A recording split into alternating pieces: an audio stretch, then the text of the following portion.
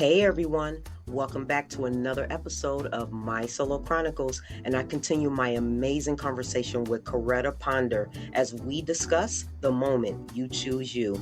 Sit back and relax, and I hope you enjoy. Him when it's an emergency. Yep. When you're in the depths of despair and you're, oh God, and don't get me wrong, God ain't sitting up there looking at you like, I ain't helping you today. You only using me when you need me. You only use me when you need me. But if you really look back on every relationship you've been in, think about it. Let's really get intimate here. Yeah. Let's say you're in a relationship. Right. You love this man, you're doing this, you're doing that, and everything, whether it's heartbreak, whether it's good or not. Right.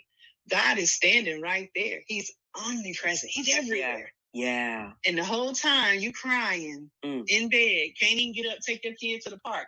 Right. Yeah, I had some awful mother moments. Okay. Yeah. And I cried because crying was my only language. Remember that. Yeah. I was always told to shut up. So I couldn't have an opinion. I didn't know how to fully communicate. Okay. And even in these relationships, people were like, oh my God, you crying again? Right. Yes, that's all I could do. Yeah. So God is sitting there watching me cry, thinking, I want to spend time with her. Right.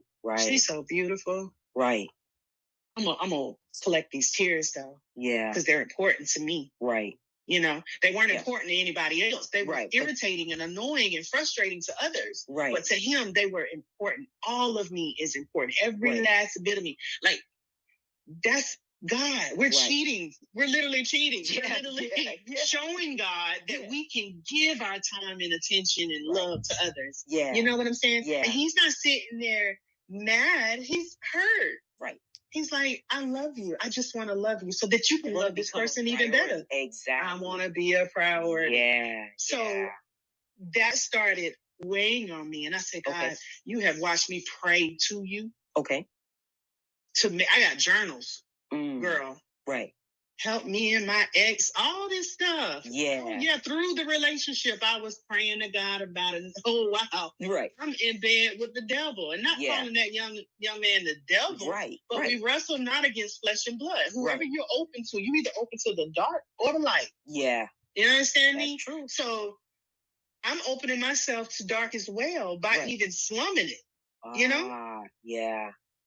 Yeah. So God wants that intimacy. So I then had to be honest and say, but I don't know how to be in a relationship. I've never even been courted. Right. Like, you know what I'm saying? Right. Courted? Like back in the like really genuine court. Yes. You know what I'm saying? Yeah. Never. Yeah. So I just kind of jumped out there. I didn't wait. I didn't know that there was a patience factor that needed to be added to relationship. Right. None of that. I thought you loved me if you told me I was pretty because I was accustomed to being told otherwise. Okay. Do you understand me? Right. You know what I'm saying? So it's like, you know, he didn't have to do much. Right. To get into my heart, to get into my body. Like, okay. Wow. So, so I didn't have that. So if I only got don't leave your drink unattended by mom, I didn't get any conversation from dad. You know what I'm saying? So parents are very important to us. Exactly. You know, so it's a responsibility here. I have to take it serious. So my relationship with God has to be intimate. Right. It has to be because I want my marriage to be intimate. Right. So whatever I desire for a relationship with my daughter, with my friends, with my family, with my spouse, that relationship those relationships I desire must come from the way God tells me how to move in those relationships. Right. You know what I'm saying? I didn't know how to even nurture my own daughter. I thought, do everything that you didn't get. Right. Do it for your daughter. Right. So I would ask her, how was your day today? How was school? Right. And I thought I was doing something. Now she come home, she tell me about her day, you know, she was a little thing. You know, by the time she got to high school, girl, it was the tea. Right. Okay?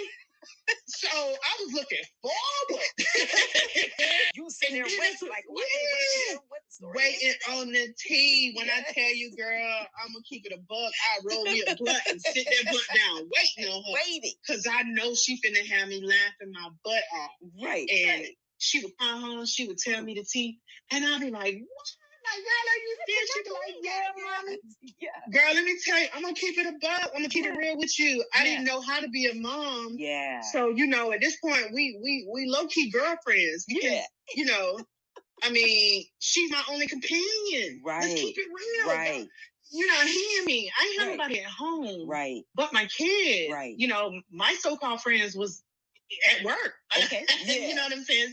So she's telling me everything. I'm cracking up laughing into about 2 years in. Yeah. I said to myself, Carla, you know about every fight. Wow. Girl, she knew all the details from start to finish. She was like a journalist. Right. But her mama was clueless, right? You got to understand how unaware I was that my child know all the tea from the school. Yeah. And I had to look at her and I say, do you go to class? Oh. Oh. Wow. Come on now. There it is, there. I had to pull the grades up. Yeah. I said, come on, Coretta. Yeah. Come on. Yeah. Your daughter failing right in front of your eyes. Yeah. And you're over here. Because, see, I grew up in a strict household. You didn't bring home no C's. Right. No, none of that.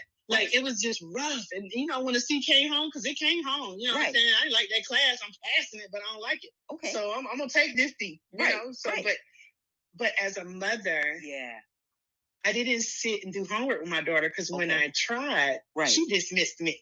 Because now you're trying to be a mom. Before you were like a friend. Yes, so. And even that, she was like, Mom, I don't want you to help me with my math. I know you deal with numbers all day, but that ain't how my teacher do it. You know what I'm saying? They teach them different every generation. That's true. On different things. And so she was like, and I always raised her. When we start talking about her, I want to definitely share a story with you, but I always raised her to speak. Okay. Because I wasn't able to speak. So when she said, Mommy, no, I don't want your help, my feelings was hurt. Okay, right. I raised my hands and gave her space. Yeah. And I let her know, your grades are important. I need you to focus on your grades. Okay. Get your grades up so you can get some things done in life. I don't want you out here struggling. Right. Still come home and tell Mommy the tea. Right. Just, I need you to, let somebody tell you the tea. Right. Because you in class and you come home and you tell me. Exactly. Exactly. I love that. I'm telling you, my baby girl she is amazing. She is a United States Marine. I was just about to say that because it's like, I know you told me, especially when we first talked, that you served in the military. And then you just kind of dropped a little nugget. Oh, my daughter's in the military as well. And I'm like, wait, what? So with that happening, let's talk about it. So what lessons from your military experience help you navigate independence, resilience, and starting over? Because, once your military life is done, you got to come back to civilian life. Mm-hmm. And were you able to be an example, to your daughter with her now being in the military? Man, when I said, so her military experience and mine are night and day. Okay. I was 19 when I went off to boot camp. It was January of 2000. So first, and before you continue, thank you for your service. Mm-hmm. Oh, my pleasure. My pleasure. If my body can do it again, I'll do it all over again. You understand me? You understand me? So I escaped my home life. Okay. That's what it was for me. And the military is that for a lot of people. Okay. People don't realize when they turn their nose up for you dying for your country or serving your country, they don't understand it. Sometimes that's your only way out. The same way you have the children from the inner city where they like, nah, my meal ticket out of here is a sport that I'm really good at. You know what I'm saying? So that's what the military was for me. Okay. And I get in there, I was doing very well. Okay. And by the time I got to my permanent duty station, after all the training, I was there in Arlington, Virginia. And I hated that they sent me there. Now that hindsight, as a young Marine, I don't feel they should send you straight to where the brass is. And the brass is on officers. Yeah. You need to go out into the fleet and experience the military, Right. So I'm here. I'm in an office setting. I handle dispersing, which is payroll on the civilian side. Okay. So thank God Okay. That's where my MOS took me, and that's what I'm doing today. One of the things that I do today. So I am grateful for my experience in the military. I left college after my first semester. My mother always said to me when I was in her household, you either going to somebody college or somebody military. I know that was your fit. Somebody, girl. It wasn't no ifs, ands, or buts. Somebody. It wasn't no ifs, ands, or buts. You getting out of here. And you know, our people be so quick to kick these 18-year-olds out the house. Exactly.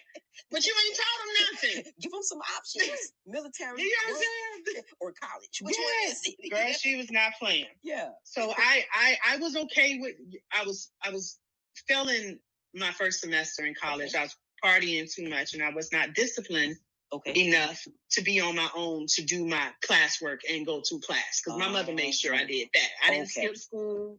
Even on senior skip day, girl, I called my mama for permission. Okay. We ain't playing them games. Because my mama ain't play. Right. I was scared of my mama before I was scared of anybody in the streets. You understand me? Exactly. She didn't play, okay? Right. She was heavy-handed, and you're going to feel that lick. Yeah. And she going to talk while she hitting you, and she a little long-winded. Right. Okay? So that means that. And I learned not to run from it. Right. And I learned not to run from it at 3. So you understand me? So I stood and got them things. And I ate all of them. Right. That made you tough because she knew eventually. It did. You went into the military, so you know how to be tough. It did. Yeah. She taught me so much. Like when I was bashing her parenting skills, when God was maturing me, he started showing me how the lack thereof of the nurturing and all that other stuff that I may have been lacking. There were certain things that she did for me. Like my household was a military household. It was clean, organized. Like there was no such thing as putting a brush on the dresser and walking away from it. No, because the brush has a place. Right. You know what I'm saying? So open that cabinet under the sink, put it in your little basket. She was very neat like that. She still is to this day, right? Oh, nice. Cleanest woman I know. Right. So nice. Good job, Mom. Yeah. She taught me about feminine hygiene, like about none of that stuff. So here I am in the military. I'm doing exceptionally well. I'm super excited. I get to my first duty station. And again, keep in mind, I've never really looked at my body. Okay. And I'm a Marine. Baby, you know Marines produce the best of the best? Yeah. We are the few and the proud. So that body was banging. Right. Yes, because girl, in the military, them uniforms, you cannot be out of regulations. If you're overweight, if you're not looking good and sharp in your uniform, it's a problem. Right. Okay. Yeah. So here I am doing well. My sergeant comes up to me and she's like, "We're gonna do some PT, which is physical training." So she was like, "We're gonna go to the pool and we're gonna work out." And I said, "Well, I don't have a bathing suit because I'm a tomboy at the time. You know what I mean? Like I didn't do the makeup, I didn't do the lipstick, I didn't do the girly stuff. Right. So I go to the little commissary. The little store on this little small base. And there was a bathing suit, but there was only one, and it was a 2-piece, and it was lime green. So, girl, here I am. I done been in the sun, so that chocolate done turned into like dark chocolate. Yes, baby, smooth. You understand me? Yeah. So I'm out here in this 2-piece bathing suit with my sergeant. Her and I, the only ones in the pool, it's an outside pool. And she's telling me what to do to work out, And then next thing you know, I look at her face and she was disgusted. She said, get out the water now. Let's go. Like she was, she was, I love my Becky's, but she was Becky. And she was like, she was distraught. She was like, oh my God. I didn't know what was going on. I was like, because I'm not asking her what's going on because I'm a Marine. I'm like, sergeant. You know what I'm saying? I'm getting out the water. And when I turned and our barracks, right, where the military personnel stayed, all of us young people, was behind us. I turned around. It was about 4 stories. And men were just standing out on the balcony, just looking, like rows of men. And I had never been, you know what I mean? I'd never paid attention to a man looking at me because as a child, grown men looked at me. Wow. Did things like that to me. So when I say I was leaving to get to the military, that's what I was leaving. So yes, I was getting away from it. I couldn't take it. I had enough. It was too close to home. I'm gonna keep it like that, and that's it. Right. So, I mean, real talk. And I never told anybody until I was early 40s and, 40 years old, you talk about the people that molested you and did things to you, nobody believes you. And it's okay because the reason why I didn't tell you when I was a child, because I didn't think you was going to believe me then. But I needed to get that weight off from me because it wasn't mine to carry. Okay. You understand me? Right. People be touching these kids and these kids growing up with shame and all these issues. And that's not theirs to carry. You had no business doing what you did. Right. Right. And all they had to do was come and apologize. But they didn't do that. So I walked around with this for years. So here I am. We get out, we go get changed over, and I go. Okay. No worries. My roommate at the time kept trying to get me to go to this little party on base. It was during the daytime. And I was just like, it's outside. No worries. It's safe. We're on base, you know? Right. So I go. A gentleman comes up to me. Him and some friends was playing video games. Like all the doors was open. Everybody was just doing their own little thing, their own little vibe. You know? Okay. Right. And I didn't know how to, I was so green, April. Okay. I didn't know how to function. Okay. So I'm walking around. I ended up knocking over someone's beer. Okay. I didn't even, girl, just clumsy. All these beautiful long limbs that God gave me. I was just clumsy with it. Right. So they was like, oh, alcohol abuse, this military life. It's like a big frat party. Right. So a guy comes up to me and he says, you need to be careful. There is a pool going out on who gonna sleep with you first. Oh my gosh. What? I'm 20 years old. Fresh 20. Okay. Right. Been 20 for about 3 months now. You're not even legal. Yeah. Not even legal. And I said, what? I was like, okay. I honestly did not take him serious. Yeah. I didn't laugh in his face. I just thought to myself, can't nobody make me have sex with them if I don't want to. Right. Can you believe that was my thought? That was really my thought. Wow. So here I am. I saw some sodas and I know I drink Pepsi. Okay. I'm a Pepsi girl. Right. So I pour a Pepsi in a red cup. Okay. Myself. Right. And I'm sipping Pepsi, watching everybody else. They drinking their liquor and their alcohol. They're doing their thing. Liquor and alcohol is the same thing, but we're gonna keep it pushing. Right. And so another guy comes up to me. He had this big old football head, April. Right. When I say football head, April, I mean just that. Yeah. Football head. Yeah. So it was shaped like that. I was like, what happened during the labor and delivery? Like, I don't understand that. But it was there. Yeah. Maybe it was in the bloodline. Who knows? But it was a man that I would never, ever talk to as far as having any, romantic feelings for. Right. And he asked me if he could freshen my drink. Okay. And I said, no, I'm good. I'm just drinking Pepsi. Because in my mind, I thought to freshen somebody's drink meant they're drinking liquor. Right. Okay. I knew nothing about this stuff. Yeah. So I was like, nah, no thanks. I have a Pepsi. Okay. But what I didn't notice is that he did take my cup. Okay. And when I looked, I saw him pouring a 2-liter Pepsi into my cup. Okay. So I was like, no big deal. It's just Pepsi. Right. Child, please. I took maybe 2 sips of that Pepsi. I looked out, saw the sun. That's the last time I saw the sun before 3-4 o'clock in the morning. Oh, when I woke up. Oh, yeah.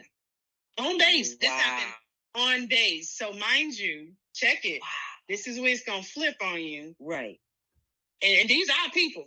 Right. Okay. Right. Once again, we out here just playing around. Gotta love our people. Gotta love our people. Because really, not saying that I expected him to go to a Caucasian woman or, an Asian person and do the same thing. Like, no, you shouldn't be doing this at all. Right. But why do you insist on what do you like causes us to keep hurting us? Right. Okay? Right. So here I am. I'm coming to, right? I'm coming to. Okay. As I'm coming to, he's climbing back on top of me. Oh my God. I don't have enough energy to push him off of me. Okay. But I'm trying to mumble the words, I'm engaged. What are you doing? Right. Because that's supposed to stop him. Right. Right. So when that wasn't stopping him, I had to make a noise. I was like, you got to scream. It's dark. It's dark in the room. I can't see his face. I don't even know who this is. Right. So I could be in my room. It feels like my bed because all our beds are the same. You know, the room is the same everywhere. Everything is decent. Right. So I'm pushing him off and I made a noise that made somebody else, which I had no idea there were people in here. Okay. So now people are stirring. People are getting up. Okay. He gets off of me. Yeah. At this point, I realized that my shorts are at my ankle on one leg only. Oh, my gosh. Oh, my gosh. I'm trying to get myself, dressed under the covers. Like I was that girl even in gym, covered when I got dressed. Right. I was always ashamed of my body because, of course, the violation. Yeah. So I get up. Next thing you know, the lights come on. Okay. There's about 8 people in this room. Oh, my gosh. One of them was my roommate. Her name, oh, girl. If I could find her today, for real. If I could find her today, I will beat her mother, girl.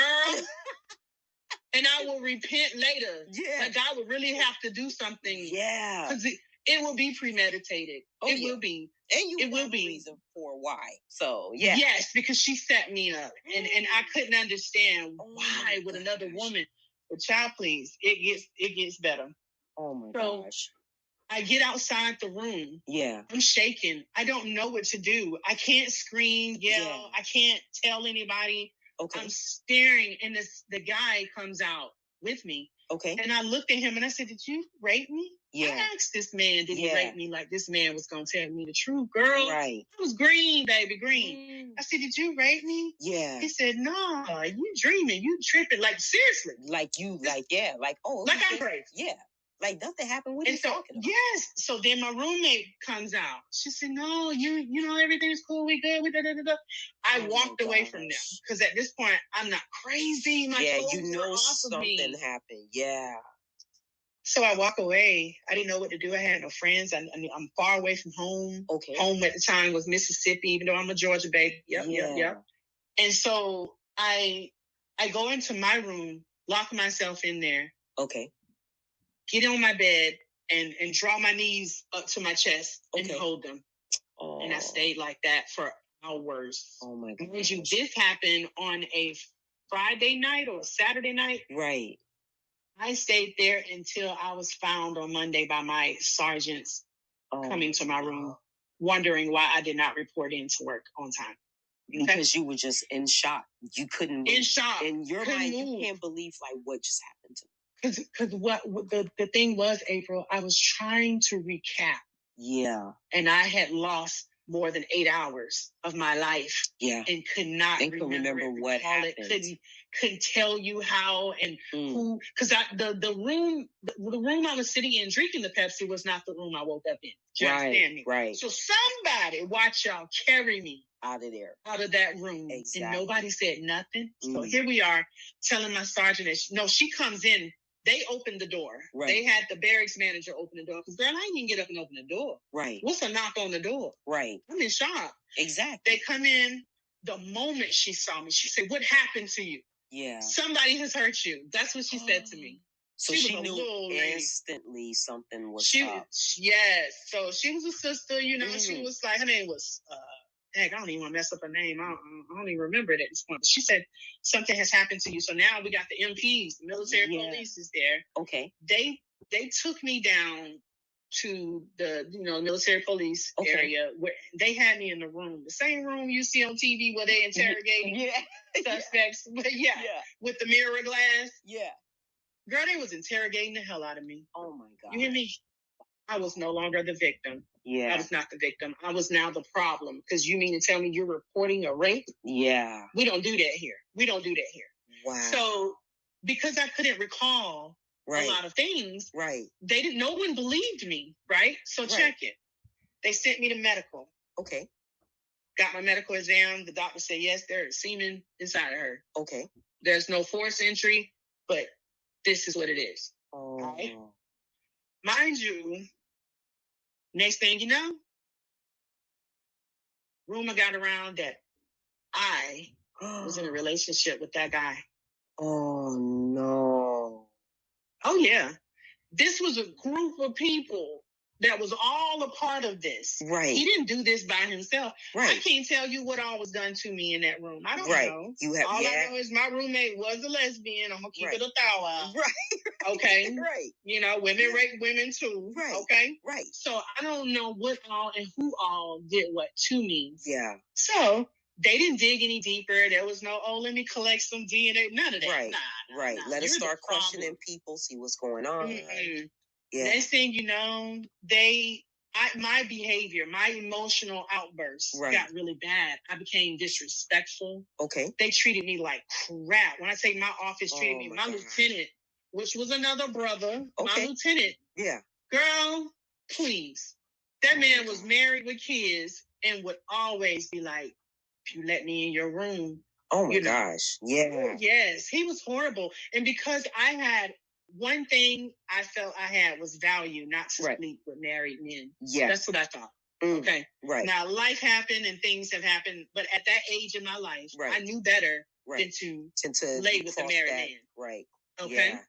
Because there's no coming back. So the answer was always no. There's no coming back. Oh man, it's an awful experience. Because I did experience one as an adult, and I'm telling you, I will never. Right. Because you're right, it is. Like you got to be very low in your self-value and your worth to do something like that. I don't care how much attention you need in life. You need to check yourself when you do something like that, because now you have to understand that you are willing to accept less than. Yeah. Okay. That's true. That's what you're willing to accept. That is true. Yeah. And that's just the truth. Right. So they treated me awful. My emotional outbursts I got angry. I started yelling at these people. Why won't you all help me? So long story short, they court-martialed me and shook me on up out of there. You understand me? No. Oh, yes. Long story short, I was kicked out of the military. Okay. And mind you, during my court-martial, the funny thing was they was up there on the stand telling everybody how I'm the worst Marine that ever walked in. Okay. The major looked at my file and he said, hold on, where's the colonel? The colonel said, hold on one second. Y'all telling me she in the lowest 10% of the Marines? Right. When her scores are through the roof. Right. And as a matter of fact, what happened to her rate? Wow. And he dismissed the case and said, we recess and don't come back till you can have those answers. Oh. I never saw that man again. Really? Mm-hmm. Do you think maybe... Matter of fact, they never even let me step foot in that courtroom again. Oh my gosh.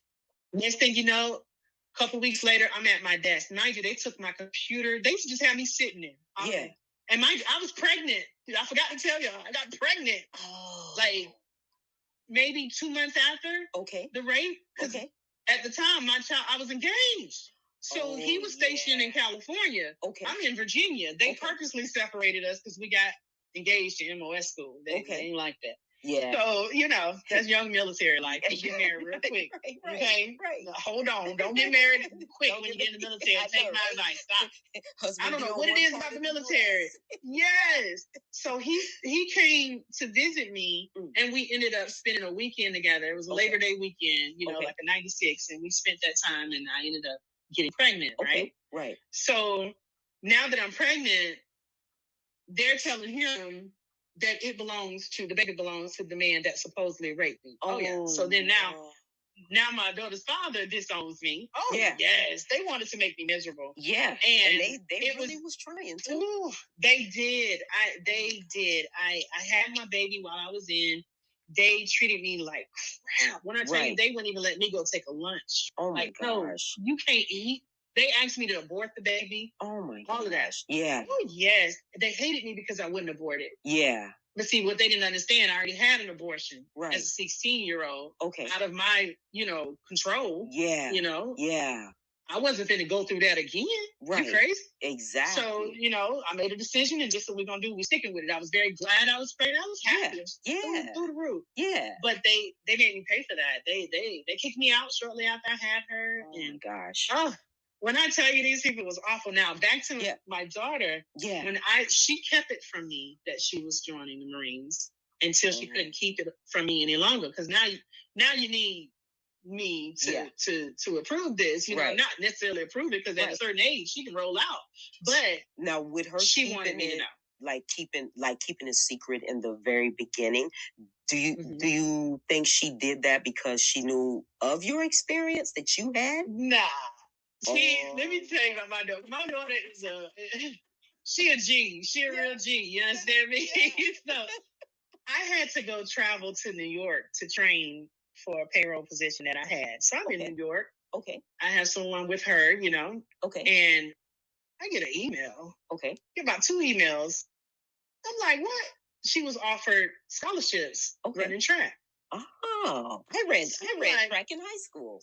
Girl, me too, baby. Yes, Lord, state champ, 1999. I be bragging on it like it was yesterday, girl. You can't tell me nothing. Over 20 years ago, and I'm still talking about it. Don't play with me, girl. Don't play with me. Shoot. So I when I found out that she was going, I was terrified. Okay. She knew my story. She knew everything, but I never held any of that from her. Okay. And when I called her up, I'm in New York, I'm like, hey, you got scholarship offers? Right. Like, mama ain't got no money for college. We was counting on, student loans. We thinking about. Right. You understand me? Yeah. So I say, what do you, why are you turning down these scholarships? She was like, Mom, I'm gonna keep it real with you. This is what she said. This is what my baby said to me. Yeah. She said, Mom, I'm gonna keep it real with you. I go to college, I'm gonna be pregnant first semester. Oh. April, I couldn't do nothing but say, damn. She's looking at the. I need to go where discipline is at. Because, let's just keep it straight up and honest. When somebody goes off to college, especially they've never been away from home, don't let that college be in another state or another country. It's just like you lose yourself. Like literally, you forget about who goes to class. So, so I feel that comment that she made. Yeah. I respected her for that. Yeah. And I then, when she said that to me, and I came home after a couple of days, and I just looked at her and I said, you know what? I cannot force you to make a decision for your life because of my fear. Okay. I cannot let my fear has been driving me all my life. Right. So why would I bind up my daughter and have her moving in fear? Right. Girl, my daughter went to boot camp, and as she was going to boot camp, girl, I was transitioning from a rental home to nowhere because I'm waiting on the house I'm trying to purchase to close. I'd never bought a house before. Okay. So I was technically homeless for a couple of days, but I ended up finding this little Airbnb over in across the tracks is what the folks from where I'm from say. Across the tracks. Across the tracks. You know what across the tracks is? Yeah, across the tracks. Yeah. Where the gunshots firing off. Yep, that's where I was. Okay. Right. Renting out this little room. Right. So scared as I don't know what, but handling it, because I gotta figure it out. Right. The military taught me life comes with many disappointments. Right. But are you gonna sink or are you gonna swim? Girl, that part. Yep. I'm out here treading water. Wow. I ain't gonna even hold you and be like, I'm out here with the breaststroke. No, baby. Right. I was in survival mode. Right. Okay, choking and swallowing water down. Right. That's how I was swimming. Yeah. But I was above the water. Okay. So she went off into boot camp and she did her thing. You hear me? Okay. She did her thing. When she got out of boot camp and it was time to go now to learn her trade, her job. Okay. She was told she couldn't because she was female. She could not be a combat engineer. Oh, wow. Most females that go through the combat engineer program become surveyors of the land. Okay. They can't go out there and blow up stuff because it's a very mental and physical part of the job. Right. Child, please. You can't tell Kyla something she cannot do. My baby became a combat engineer. Okay. And not only was she the combat engineer, she was kicking them boys behind. You hear me? That's woman power right there. Yes. If you pissed her off, there's a thing they call in the Marines they call it grappling in the Marine Corps. I think it's grappling. I could be saying it wrong. It could be some Marines like, she don't even know what she's talking about. You're right, baby, because I wasn't in the field. But so what that is you have a problem with somebody, you take your blouse off, pull out a mat, and we can wrestle this thing on down. Oh my God. Marine Corps style. That's what that is. Okay. So baby, my baby was look, she didn't care who you was, what your rank was, pull off the mats. Yeah. Let's take these blouses off because I don't like how you're talking to me. Right. Oh yeah, I would say to her, Kyla, they let you talk to them like that? Yeah. She said, yes. Because you're not gonna treat me less than what the Marine Corps states you supposed. You know what I'm saying? Like she was really serious about that. And I didn't have the courage to do that. So when I tell you, I sit back and I am enjoying the way my baby is handling the United States Marine Corps. She wear it with pride. Like, she has ribbons. She's doing amazing. Like, she hosted the 250th Marine Corps Ball in New Orleans. Like, my baby is the shit. Like, I'm going to just keep it 100 with you. I love her. She shows me so much power that I'm like, God, even when I had her, I thought they switched her at birth, because I just was so amazed with her. Right. I'm gonna keep it 100. And I know all mamas say they baby's cute. She came out looking like a little alien. I'm gonna keep it, 100. But she's one of the most beautiful things I have ever seen in my life. Yeah. I think she's gorgeous. And when I look at her, and I'm like, and my uncle told me one time, he says, Kyla looked just like you when you were that age. From head to toe. Yeah. From head to toe. Yeah. So what you mean? He said, even her shape, everything. Like, look at your daughter. Look at her. You'll see you. But what he didn't realize is I never looked in the mirror. Oh, okay. So I honestly get to watch my daughter live her best life. She is amazing.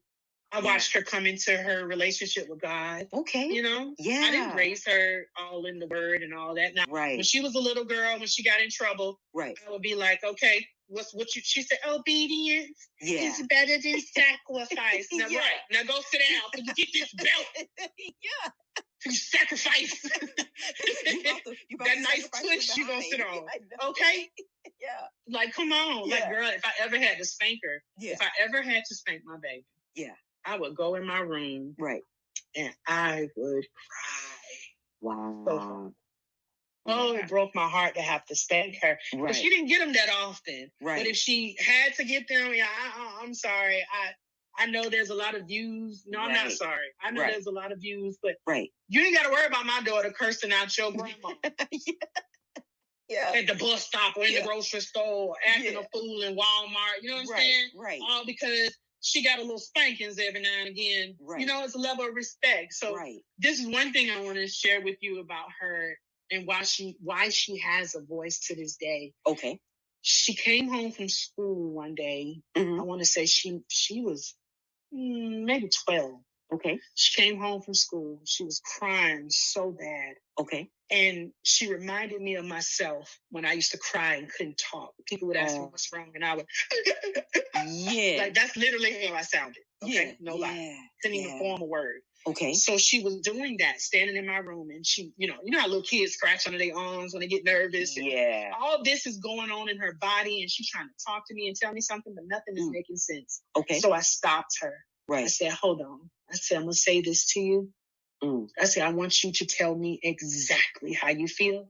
I don't want you to be afraid of any repercussions. You will not get a spanking. I need you to communicate. Yeah. And girl, close your ears, y'all. This is what she said. This little girl. Yeah. And people used to ask me all the time because she used to speak like she was a valley girl. Like, totally. Like, that's how she used to speak when she was little.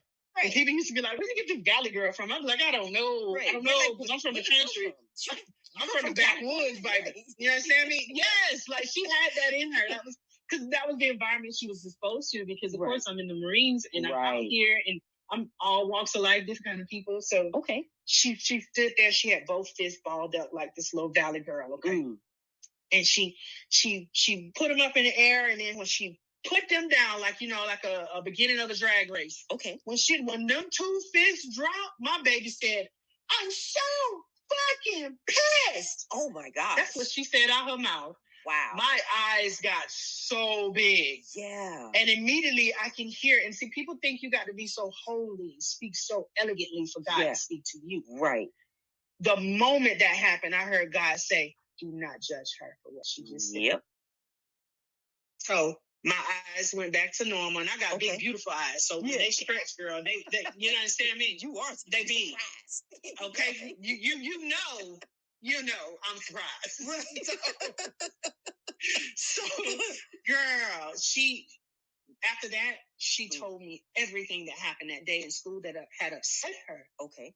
And when I tell you, the breath that she had when she finished sounded like relief. Yeah. From that day forward, my baby had a potty mouth. Right? Okay. Right. Now, on that day, when she said her first potty mouth word, I looked her in the eyes after she finished and wiped her tears, and we was all good now after she, because when my baby came home with issues from school, I was at school the next day. We won't play them. That's right. I'm not gonna be that mama that's gonna say, well, that teacher ain't got no reason to love you, because that's what I was told. Right. All teachers ain't in it for the love of the job. Yep. Okay. There are teachers out here slapping children because they don't know how to tie their shoes, teachers throwing things across the classroom. Let's keep it a buck. Yep. I love teachers, but if you're going to be in it, be in it because you genuinely love children. Exactly. Not because not for a job. Right. My next paycheck. Right, because if you need a paycheck, baby, there's so many jobs you could be doing. Exactly. Why would you go and ruin the life of a child? Yep. And now they got to grow up with trauma because you. Exactly. You're evil. Right. You're evil. You're nasty. Right. So when my baby did that, I said to her, now have a seat. She sat down on my bed. I said, listen, I don't mind you speaking freely. At home, you talk to me. You tell me exactly how you feel, whether it's a curse word or not.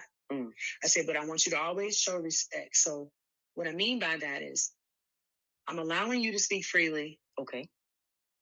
Speak to me like you ain't got no sense, then you're going to meet the one that allows you to speak that way. You know what I'm saying? You open this cage if you want to. You know what I'm saying? So the cage never opened. She always kept that respect for me. Yeah. But I also told her, I don't ever want to see or hear you sitting around some adult in your mouth. Yeah. Is speaking these words. Let's show respect for our elders, our you know what I'm saying? Like, let's come on now. You see it online. You see these teenagers cursing people out. Could they curse out your grandma? I see it at work, problem. And I'm just like, wow, if that was me, my face would be on the other side of the room. Yes, girl, no conviction at all. And don't get me wrong, I know people are born in societies where even the grandma is nasty and treating you rude, and so I get it, but at the same time, like, come on, let's gather ourselves and let's handle ourselves accordingly. But girl, to this day, me and my girl on the phone, and we just are talking. She still brings me the tea to this day, baby. Wow. She's 24. She still got the tea, and I still look for her car, and she still look for her. But let me tell you how beautiful this freedom is, because people have to understand that who you spend your time around the most is your teacher. That's true. My daughter teaches me. And see, that's the one thing the past generation will never submit to. Being taught by their children. That's true. Because there's an honory there. You know what I mean? You do what I say. Yeah. Not as I do. You don't know what you're talking about. Yes. I've been here for X amount of years. Yes.